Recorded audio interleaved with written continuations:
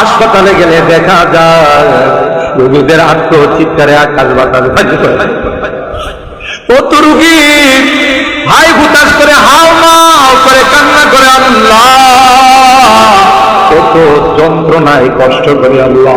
দুনিয়ার কোন ডাক্তারের ক্ষমতা নাই, দুনিয়ার কোন ঔষধের ক্ষমতা নাই আল্লাহ। তুমি যদি ভালো না করো কেউ ভালো করতে পারবে না আল্লাহ।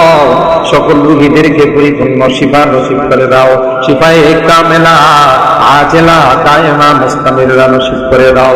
ও মালিক, ভিটা বাড়ি বিক্রি করে, জায়গা জমি বিক্রি করে আমাদের সন্তানেরা বিদেশে গেছে।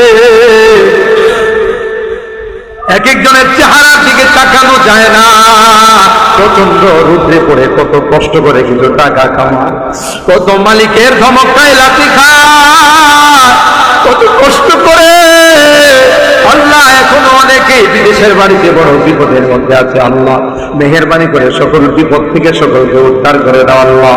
কাগজপত্রের সমস্যাগুলো দূর করে দাও ইয়া রাব্বাল আলামিন। আল্লাহ তাদের কামাই রুজি রোজগারের বরকত নসিব করে দাও ইয়া আরহামার রাহিমিন, ইয়া আকরামাল আকরামিন। আল্লাহ আমাদের অনেক মুরব্বিদেরকে আমরা হারাইছি, আমরা সকল মুরব্বিদেরকে হারাইছি।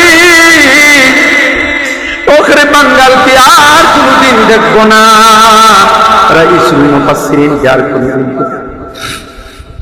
মুফতি আজম মুফতি নুরুল্লাহ রাহমাতুল্লাহ আলাইহি আর কোনদিন দেখবো না, আল্লামা সিরাজীকে আর কোনদিন দেখবো না, আল্লামা রহমাতুল্লাহকে আর কোনদিন দেখবো না আল্লাহ। আমাদের মালিয়াতার বড় হুজুরকে আর কোনদিন দেখবো না, কলামড়ির হুজুরকে আর কোনদিন দেখবো না আল্লাহ। তাদের জিন্দেগীর সকল গুনাহগুলো মাফ করে দাও আল্লাহ। তাদের কবরগুলোকে জান্নাতুল ফিরদাউসের আলা মাকাম নসিব করে দাও ইয়া আরহামার রাহিমিন, ইয়া আকরামাল আকরামিন। বর্তমানে আমাদের মুরব্বী যারা আছেন আল্লাহ, আমাদের জামিয়ার মুরব্বীরা, আশপাশের মুরব্বীরা, খাস করে আল্লাহ তোমার যেই বান্দা কষ্ট হয় আরেকজনের কাঁধে ভর করে তাফসীর মাহফিলে প্রতিদিন উপস্থিত হয়, আমাদের সাদিয়ানের হুজুর আল্লাহ, হুজুরের হায়াতের মধ্যে বরকত নসিব করে দাও ইয়া আল্লাহ। আরো দীর্ঘদিন আমাদের মধ্যে নেক হায়াতের মালিক বানায় দাও আল্লাহ। হুজুরের বরকতি কথাগুলো শোনার তৌফিক নসিব করে দাও ইয়া আরহামার রাহিমিন, ইয়া আকরামাল আকরামিন। আল্লাহ আমরা যারা হাত উঠাইছি, কার মা নাই কার বাবা নাই ইয়া রাব্বাল আলামিন। আল্লাহ এই তাফসীর মাঠে আসলে বারবার মা বাবার কথা মনে করি ইয়া আল্লাহ। কতদিন হয়ে গেল মা বাবাকে দাফন করে চলে আসলাম, মা বাবার মায়াবী চেহারাগুলো আর দেখি না।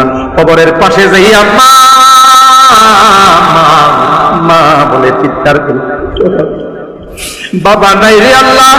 কাঁধে কোলে নিয়ে আদর করে বড় করে অন্ধকার কবরের বাসিন্দা হয়ে গেছে আল্লাহ। আজকের তাফসীর মাহফিলে আমরা আমাদের মুরব্বীদের পক্ষ থেকে ক্ষমা চাই, মাপ চাই রে আল্লাহ। আমাদের মা বাবা